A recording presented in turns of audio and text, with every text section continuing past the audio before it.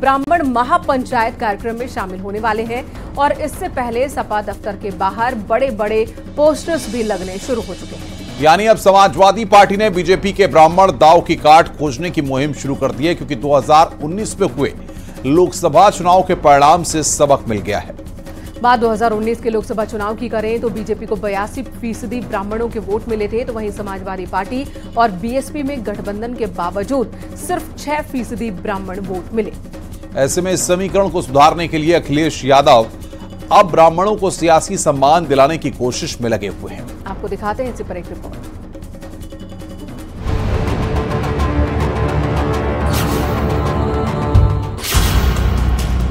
वहां के सभी हिंदू धर्म मानने वाले लोग, इनको अधम यानी नीच कहा गया। ये यात्रा, इसमें सब शामिल हैं। महासभा ने इतना बोल दिया कि देश की बेहतरी को देखते हुए उस समय लोगों ने दबाव में आकर के देश का बंटवारा किया। हिंदुत्व और सनातन पर सवाल उठाने वाले, ब्राह्मणवाद को विश्व बताने वाले स्वामी मौर्य की पार्टी में अब ब्राह्मण महापंचायत का आयोजन हो रहा है। अपने एजेंडे में पिछड़े, दलित और सिर्फ अल्पसंख्यक को शामिल करने वाले अखिलेश अब हिंदुत्व की बात कर रहे हैं और ठीक उसी राह पर चल रहे हैं जहां बीजेपी कोसों दूर निकल चुकी है, कई मंजिलें पार कर चुकी है। अब उसी मंजिल में दीवार बनने के लिए समाजवादी पार्टी नया प्रयोग करने जा रही है। 24 दिसंबर को एसपी ब्राह्मण महापंचायत करेगी। समाजवादी पार्टी के ऑफिस में ये कार्यक्रम होगा। ब्राह्मण समाज के लोगों को कार्यक्रम का न्योता दिया गया है। मुख्य अतिथि एसपी अध्यक्ष अखिलेश यादव होंगे। पीडीए के साथ ब्राह्मणों को भी साधने की तैयारी है। सपा दफ्तर में बड़ी संख्या में ब्राह्मणों का जमावड़ा होने वाला है। इसके लिए अभी से बैनर पोस्टर लगने लगे हैं। 2024 के लोकसभा चुनाव की बिसात पर अब ब्राह्मणों का बड़ा दांव चल दिया गया है। अभी हाल ही में ब्राह्मणों के महाकुंभ में यूपी के डिप्टी सीएम ब्रजेश पाठक शामिल हुए थे, तो अब ये यूपी के समाजवादी पार्टी के प्रदेश कार्यालय के ठीक बाहर होर्डिंग देखिए, महाब्राह्मण महापंचायत, जो एक महाब्राह्मण समाज और राष्ट्रीय कार्यरत पार्टी की ओर से आयोजित की जा रही है। और होर्डिंग के मुताबिक इस पूरे कार्यक्रम के मुख्य अतिथि अखिलेश यादव होंगे। दरअसल पिछड़ा, दलित, अल्पसंख्यक के फॉर्मूले पर लोकसभा चुनाव के मैदान में उतरी समाजवादी पार्टी की नजर अब ब्राह्मण वोटरों पर है, क्योंकि जिस तरह स्वामी मौर्य ने ब्राह्मणवाद और हिंदुत्व को निशाना बनाया था, उस पर मिट्टी डालने के लिए ब्राह्मणों का ही मंच तैयार हो रहा है, जिसके जरिए अखिलेश यादव नया दांव चलने वाले हैं, क्योंकि उन्होंने पीडीए में ए का मतलब अगरा भी बताया था। ये यात्रा, इसमें सब शामिल हैं। कोई ऐसा नहीं है कि जो अलग हो रहा हो इससे। जहां हम पिछड़े, दलित, अल्पसंख्यक मुसलमान भाइयों की बात कह रहे हैं, वहीं पीडीए हमारा पिछड़े, दलित, आदि आबादी की भी बात कर रहा है। तो क्या ब्राह्मण समाज समाजवादी पार्टी नेता स्वामी मौर्य की टिप्पणी को भूल अखिलेश को कबूल करेंगे, या फिर ये बैनर पोस्टर सिर्फ सजावट है, क्योंकि आगे और भी रुकावट है। प्रदेश और देश की जनता को जाति और धर्म के खांचे में बांटकर राजनीति करना चाहती है। जाति विभेद पैदा करके अपना काम निकालना चाहती है। लेकिन उत्तर प्रदेश ने 2014 से ही धर्म और जाति की राजनीति करने वालों को हाशिए पर डाल दिया है। अब उत्तर प्रदेश विकास की नीति पर चल रहा है। देखिए, समाजवादी पार्टी सबकी पार्टी है और जो भी कुछ हुआ है, समाजवादी ने ब्राह्मणों के लिए बहुत किया। अगर पिछड़ों के लिए किया है तो अगड़ों के लिए भी किया। चाहे समाजवादी पेंशन रहा हो, चाहे रोजगार के मामले में रहा हो, सबको समान अवसर दिया। लेकिन उसके बाद भी पिछड़ों के आरक्षण की बात हम करते हैं। वैसे बीजेपी कुछ दिनों पहले ही ब्राह्मण महाकुंभ सम्मेलन का आयोजन करवा चुकी है, जिसमें सीएम योगी के साथ तमाम बड़े नेता शामिल हुए थे। ऐसे में समाजवादी पार्टी की तरफ से ब्राह्मण महापंचायत के कार्यक्रम पर अब सबकी नजर है। Bureau report, news 18। इधर राम मंदिर एक बार फिर सियासत के केंद्र में है, क्योंकि पक्ष के साथ विपक्ष की नजर भी अयोध्या पर जा टिकी है।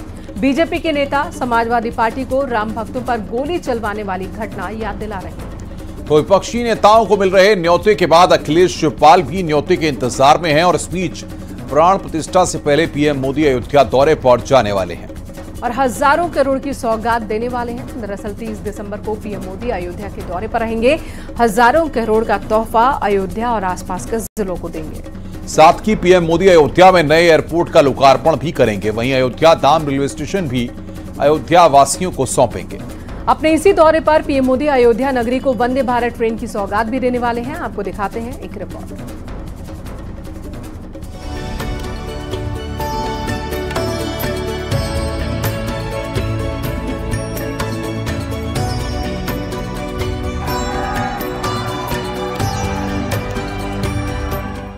रामपथ से विजय पथ की ओर अग्रसर बीजेपी ने अयोध्या में सियासत की वो लकीर खींच दी जिसके दूसरी तरफ जीत का रामबाण है, जहां से हिंदुत्व का गुणगान है। श्री राम लला के दर्शन और उसके बाद राजा राम का अभिषेक, ये सौभाग्य राम जी की कृपा से ही मिलता है। जहां विपक्ष के लिए इस बार रास्ता बिल्कुल आसान नहीं है, क्योंकि एक बार फिर पीएम मोदी अयोध्या से चुनावी शंखनाद करने वाले हैं और अयोध्या वासियों को सौगात देने वाले हैं। पीएम मोदी हजारों करोड़ का तोहफा देंगे, अयोध्या में नए एयरपोर्ट का लोकार्पण करेंगे, अयोध्या धाम रेलवे स्टेशन का लोकार्पण करेंगे, अयोध्या नगरी को वंदे भारत ट्रेन की सौगात देंगे। यानी 30 दिसंबर को पीएम मोदी का अयोध्या दौरा एक तरह से विकास और हिंदुत्व का चुनावी शंखनाद है, जिससे 24 की तस्वीर पूरी तरह से साफ हो जाएगी। क्योंकि पीएम के दौरे से पहले बीजेपी के बड़े बड़े नेता समाजवादी पार्टी के खिलाफ लामबंद हैं और प्राण प्रतिष्ठा कार्यक्रम से सपा को दूर रखने की मांग कर रहे हैं। लेकिन अखिलेश और शिवपाल को अब भी न्योते का इंतजार है। मैं श्री राम मंदिर ट्रस्ट से यह निवेदन करूंगा कि वो हर सनातनी जिसकी भगवान श्री राम में अगाध आस्था है और वो किसी भी राजनीतिक दल में हो, आप उसको जरूर बुलाएं। लेकिन ये समाजवादी पार्टी जैसे राम भक्तों की हत्यारी और जो आज तक जिन्होंने समाजवादी पार्टी के लोगों ने माफी नहीं मांगी है, ऐसे लोगों को मंदिर बुलाना तो दूर, अगर मंदिर आ भी जाए तो इनको मंदिर में घुसने न दिया जाए और जब तक यह माफी ना मांगे तब तक भविष्य में भी इनके ऊपर मंदिर आने के लिए, अयोध्या आने के लिए बैन लगा दिया जाए। केवल मंदिर, मस्जिद और मंदिर क्या भारतीय जनता पार्टी कहने से बंधा? ये कोर्ट के आदेश से बंधा। अगर भारतीय जनता पार्टी की सरकार नहीं होती, हमारी सरकार होती तो हम भी बनाते। अगर हमारी नहीं होती, दूसरे की सरकार होती, उसे भी बनाना होता। तो मुझे क्या मंदिर में दर्शन करने जाओगे? हमने भारतीय जनता पार्टी का तो थोड़े, अगर निमंत्रण आएगा मैं परिवार के सब कार्यकर्ताओं को लेकर के दर्शन करने जरूर जाऊंगा। पीएम मोदी और सीएम योगी ने जो सपना देखा था, अब वो साकार हो रहा है और साकार हो रही है वो तस्वीर जब प्रभु राम अपने घर में विराजमान होंगे। तब अयोध्या में सिर्फ जश्न और उत्सव होगा। उससे पहले एयरपोर्ट से रेलवे स्टेशन तक को चमकाया जा रहा है। भगवान श्री राम की नगरी में श्री राम एयरपोर्ट का उद्घाटन प्रधानमंत्री करेंगे। उसी मौके पर अयोध्या जंक्शन यानी कि अयोध्या धाम रेलवे स्टेशन की नवनिर्मित भव्य बिल्डिंग का भी उद्घाटन किया जाएगा। ये बिल्डिंग लगभग तैयार हो चुकी है। अब रेलवे के अधिकारियों के द्वारा इसे फाइनल टच दिया जा रहा है। एक बड़ा कार्यक्रम अयोध्या में होगा और अयोध्या में वंदे भारत एक्सप्रेस और अमृत भारत जैसी दो बहुत महत्वपूर्ण ट्रेनों को भी दिल्ली के लिए हरी झंडी प्रधानमंत्री दिखाएंगे। यानी अयोध्या की बदलती ये तस्वीर बीजेपी के लिए 24 में खुशखबरी लाने वाली है, क्योंकि 24 के रण में हिंदुत्व की छवि एक बार फिर दिखने वाली है और टारगेट 80 को पाने के लिए अयोध्या पर फोकस है। यानी 80 ही वो मैजिकल नंबर है जिसके बूते सत्ता के लिए संघर्ष की जरूरत नहीं, और उसी पर पकड़ के साथ बीजेपी 24 के रण में उतर चुकी है, क्योंकि जनवरी में रामलला घर में विराजमान होने वाले हैं और बीजेपी के फिर से अच्छे दिन आने वाले हैं। Bureau report, news 18। संसद में विपक्षी सांसदों का ताबड़तोड़ निलंबन 24 किरण में मुद्दा बन चुका है। मिमिक्री कांड पर चुप्पी साधने वाले अब संसद में स्मॉग अटैक करने वालों को बेचारा और बेरोजगार बता रहे हैं और उस बात को भी तूल दे रहे हैं जिससे जाट और दलित की राजनीति को हवा दी जा सके। आपको रिपोर्ट दिखाते हैं कि कैसे मंच तो निलंबन के विरोध में सज गया, लेकिन शुरू जाति की राजनीति हो गई। रोजगार उससे छीन लिया है, इसलिए वो पार्लियामेंट हाउस में कूद कर आए। मेरी बेइज्जती कोई करता है, मैं सहन करता हूं, खून की घूंट पीता हूं।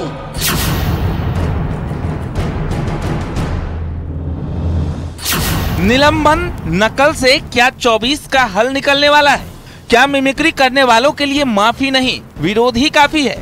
या फिर दिल्ली में हुई बैठक के बाद विपक्ष को एक मुद्दा चाहिए था ताकि सरकार को घेरा जा सके? ये सवाल भले ही आम हो, लेकिन इसके पीछे का मकसद काफी गहरा है। ये तस्वीर गवाही दे रही है कैसे विपक्षी नेता निलंबन को मुद्दा बनाकर 24 का बिगुल फूंक चुके हैं, कैसे सदन की लड़ाई को सड़क पर ला चुके हैं ताकि उपराष्ट्रपति के अपमान को नजरअंदाज कर खुद को चुनावी अंदाज में परोसा जा सके। रोजगार उससे छीन लिया है और उसको एक ही रास्ता दिया है, सेल फोन पर इंस्टाग्राम को मतलब देखते रहो, 24 घंटा देखते रहो। ये है हिंदुस्तान की हालत, सच्ची हालत। इसीलिए ये जो युवा थे जिन्होंने सिक्योरिटी ब्रीच जरूर की, वो भी आपकी गलती है, इसलिए वो पार्लियामेंट हाउस में कूद कर आए। ये भावना हिंदुस्तान के हर युवा के दिल में है। राहुल गांधी सदन की सुरक्षा में चूक पर सवाल खड़े कर रहे हैं और ये सवाल जायज भी है। पीएम मोदी भी इस घटना को गंभीर मान रहे हैं, लेकिन जिस तरह उन्होंने घटना की निंदा करने के साथ ही आरोपियों को बेचारा बताया, बेरोजगारी से घटना को जोड़ा, वो बेहद गंभीर है क्योंकि आरोपियों के खिलाफ यूएपीए धारा के तहत मुकदमा दर्ज है जो काफी गंभीर है। ऐसे में राहुल गांधी सदन पर स्मॉग अटैक करने वाले को बेरोजगार बताकर उनकी तरफदारी कर रहे हैं, तो दूसरी तरफ इसी मंच से कांग्रेस अध्यक्ष ने जाति वाला दांव भी चल दिया और मौका देख खुद को दलित बता दिया। हमारे सदन में सरकार के तरफ से ये आता है, मुझे बहुत धक्का लगा कि एक संविधान के उच्च पद पे बैठते हैं ऐसे लोग कहते हैं कि मैं एक फलाना जाति का आदमी हूं, इसीलिए मुझे इंसल्ट कर रहे हैं।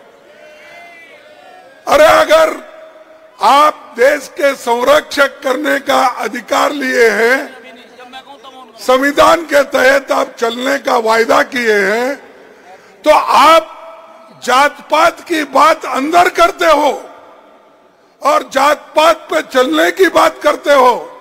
अगर आपकी हालत यही है तो मेरे जैसे दलित की हालत क्या होगी? यानी जिस मंच पर निलंबन की बात होनी थी, उस मंच पर अब जाति, धर्म और अपराधियों को बेरोजगार बताने की बात होने लगी और मिमिक्री कांड में खुद की फजीहत से बचने के लिए सहयोगियों के साथ इंडिया गठबंधन सड़कों पर उतर आए। ऐसे में विपक्ष को लगता है कि शीत सत्र से शुरू हुई सियासी गर्मी 24 तक खिंच जाएगा। वहीं बीजेपी विपक्ष के एक एक प्रायोजित एजेंडे को अब जनता के सामने ला रही है। इसमें बार बार बात करने के बावजूद भी कोऑपरेशन के बदले में तो उन्होंने ये जो उनको बहाना चाहिए था, क्योंकि 4 तारीख से जब सेशन शुरू हुआ तब इन लोगों को कोई प्रोटेस्ट करने के लिए, वेल में आने के लिए कोई बहाना नहीं मिला था। तो बहाना न मिलने के कारण तो चर्चा शुरू की थी और जो चुनाव का परिणाम आया था, उन चुनाव का परिणाम भी इधर पार्लियामेंट में भी इसका असर दिख रहा था। तो एक तरह डेस्परेट थे। तो दूसरी तरफ अब इंडिया गठबंधन के सहयोगी दल भी अपने अपने राज्यों में निलंबन को मुद्दा बनाकर सड़कों पर उतर चुके हैं, जिसमें समाजवादी पार्टी सबसे आगे है। लेकिन जिस तरह यूपी का जाट समाज उपराष्ट्रपति के अपमान पर लामबंद है, विपक्ष के खिलाफ उग्र है, ऐसे में अखिलेश और जयंत की जोड़ी को भी झटका लगने वाला है, क्योंकि पश्चिमी यूपी में किसानों को साधने के लिए खड़गे का जाति वाला दांव उन्हीं पर भारी पड़ने वाला है। Bureau report, news 18। रोजगार उससे तो वहीं गृह मंत्री अमित शाह ने उपराष्ट्रपति जगदीप धनखड़ की मिमिक्री पर कांग्रेस नेता राहुल गांधी पर बड़ा हमला किया। अमित शाह ने कहा कि इससे ज्यादा निंदनीय कुछ नहीं है। जिस वक्त विपक्षी दल के नेता उपराष्ट्रपति की मिमिक्री कर रहे थे, तब राहुल गांधी उनका वीडियो बना रहे थे। ये संविधान की परंपराओं पर आघात है। ज्यादा कोई और हो नहीं सकता। और कांग्रेस जैसी पुरानी पार्टी के प्रमुख नेता इसकी वीडियोग्राफी कर रहे हैं, मखौल उड़ा रहे हैं। इस देश में कभी भी ढेर सारी सरकारें आई और गई, परंतु संवैधानिक पदों की मर्यादा को हमेशा बनाए रखा गया है। आज जो हमें उपदेश देते हैं, संसद की जगह संसद की फुटपाथ पर खड़े रहकर संसदीय ज्ञान बांटते हैं। मैं सभी को कहना चाहता हूं कि आपने भारत के लोकतंत्र के उज्जवल परंपरा, संविधान पदों की मर्यादा को संभालने का, उस पर गहरा आघात किया है। और इस देश की जनता इस बात को बड़ी बारीकी के साथ देख रही है। रुक रहे हैं यहां पर एक ब्रेक के लिए। खबरों का सिलसिला ब्रेक के बाद भी जारी है।